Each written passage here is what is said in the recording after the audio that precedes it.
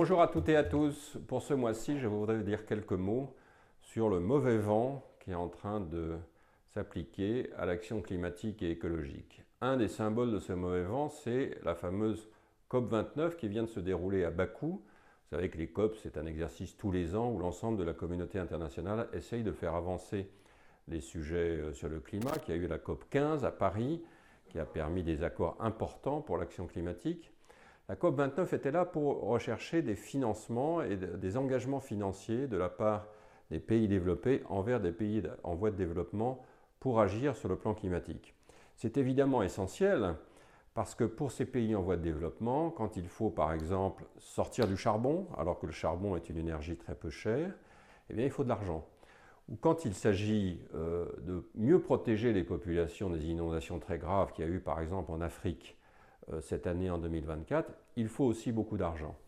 Et donc le débat est intervenu sur le montant financier que les pays développés étaient prêts à accorder aux pays en voie de développement pour l'action climatique. Et de ce point de vue-là, le résultat est très insatisfaisant, puisqu'il se limite à 300 milliards de dollars, ce qui finalement est très peu par rapport à ce qu'il faudrait pour vraiment arriver au résultat. Et cette situation, c'est la traduction aussi d'une grande difficulté de l'action climatique et de l'action écologique ces derniers mois et ces 2 dernières années. Et je voudrais essayer d'expliquer en quelques mots les raisons.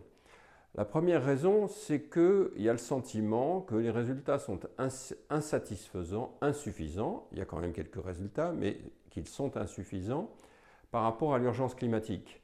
Et donc le sentiment qu'en fait on n'y arrivera jamais et que donc ça ne sert à rien de se mobiliser, de faire des efforts parce que de toute façon on sera beaucoup trop décalé par rapport à la réalité, ce qui est un sentiment en partie faux parce que toute amélioration sur le plan du climat sera utile à prendre. Mais c'est un sentiment qui s'est développé dans la population. La deuxième chose, c'est qu'il faut bien le dire, une bonne partie des politiques climatiques se sont fondées sur, y compris sur une certaine pénalisation des catégories à revenus modestes de la population et qu'évidemment il faut arriver à trouver, et c'est tout à fait possible, des solutions qui non seulement ne sont pas contraignantes pour les catégories modestes, mais même améliorent leur vie quotidienne par rapport à aujourd'hui. Et enfin, une troisième raison, c'est que ce sujet climatique et écologique, qui est un sujet à court, moyen et long terme, est exploité par un certain nombre de forces politiques qui font un peu de démagogie en disant que ça n'a pas une réelle importance et qui, du coup, cette attitude aboutit à un certain déni de la situation climatique, puisqu'aujourd'hui, nous avons à peu près 30% des gens qui pensent que l'action climatique n'est pas pour l'essentiel due à l'action de l'homme. Alors, est-ce qu'il faut pour autant être pessimiste ? Est-ce qu'il faut pour autant renoncer? Non, bien entendu. Pourquoi? Pour 3 raisons principales. D'abord parce qu'il y a toujours eu des cycles de l'action climatique.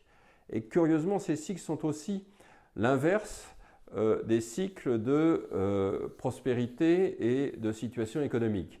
En d'autres termes, quand la situation économique est mauvaise, eh bien, la priorité devient l'économie beaucoup plus que le climat. La deuxième raison, c'est qu'il continue à y avoir beaucoup d'initiatives sur le terrain pour agir dans le domaine écologique, dans le domaine climatique, que les gens sont très attachés à ces initiatives et que donc il y a un vrai sujet de démultiplication de ces initiatives et que ça, c'est un élément très positif pour l'avenir.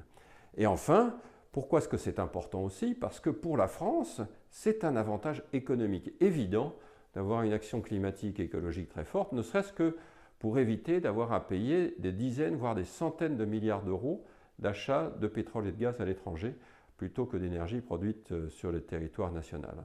En 2 mots, il ne faut pas renoncer et au contraire, prenons tous les éléments intéressants, positifs de ce qui se passe pour essayer de relancer l'action climatique et écologique comme il le faudrait. Merci beaucoup.